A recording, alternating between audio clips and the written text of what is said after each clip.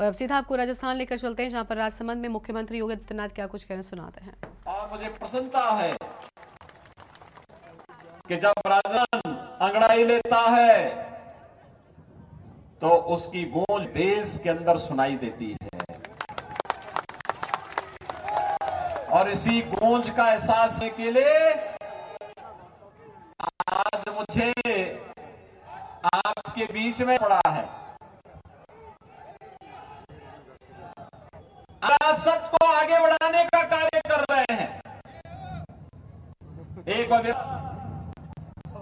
जो मेवाड़ और मेड़ता को आपस में जोड़ता है, एक वह विरासत जो राष्ट्रभक्ति के साथ मानव के संबंधों का हम सबको एहसास कराता है, और एक वह विरासत कृष्ण की भक्ति में लीन मीराबाई को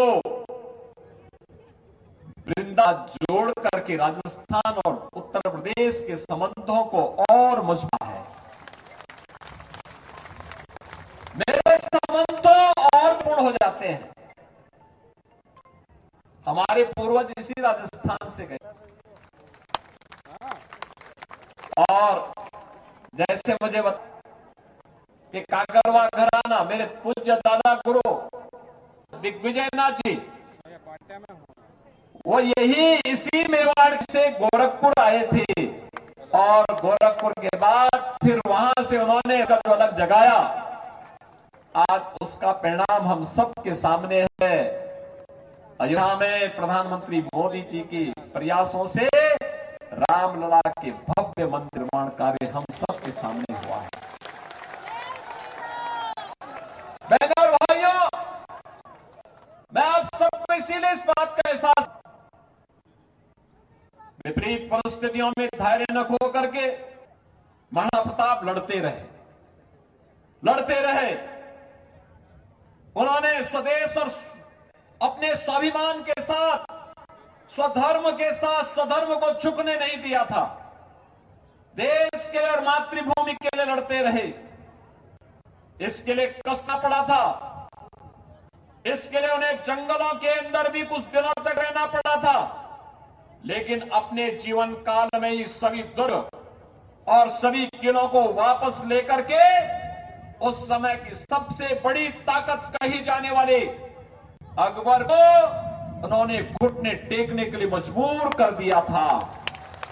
इस पावन धरा को इसलिए हम कोटि कोटि नमन करते हैं, जिस धरती ने कभी स्वदेश, स्वधर्म और स्वाभिमान के साथ समझौता नहीं किया है। बहनों और भाइयों, आज देश एक बार फिर से राजस्थान का आह्वान कर रहा है। ये राजस्थान की धरती उसी बात की गवाह, उसी बात को लेकर के चलती है। लोग मुझसे पूछते हैं कि राजस्थान में आपको इतना प्यार क्यों मिलता है? तो क्योंकि मैं भी सत्य का पथिक हूं, और राजस्थान में उस सत्य की आवाज को हमेशा मजबूती के साथ आगे बढ़ता है। बहनों और भाइयों, मैं आज इसीलिए आपसे कहने के आया हूं कि देश अपने भाग्य के एक ऐसे मोड़ पर खड़ा है जहां एक और प्रधानमंत्री मोदी नेतृत्व में विकसित भारत की संकल्पना को साकार करने के लिए जनता जनार्दन का आशीर्वाद मांगा जा रहा है।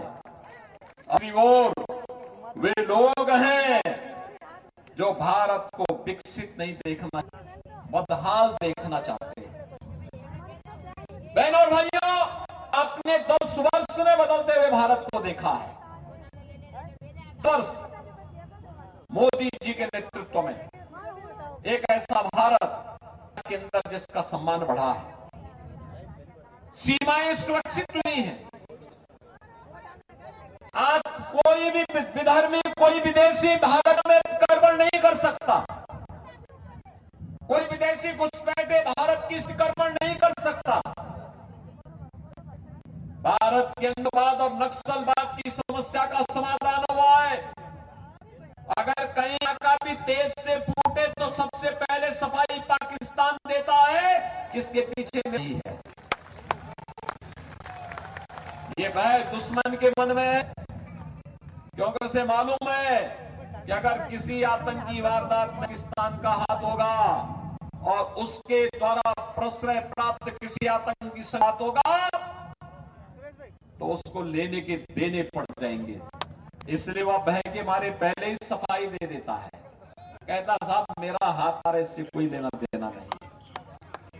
बहनों और भाइयों के अंदर विकास कैसे होने चाहिए? Highway, railway, express highway, IIT, IIM, AIIMS, one district one medical college, घर नल की योजना जैसे बड़े परियोजनाएं देश की शोभा बढ़ा रही है, देश को विकास की एक नई ऊंचाई तक पहुंचाने का कार्य कर रही है।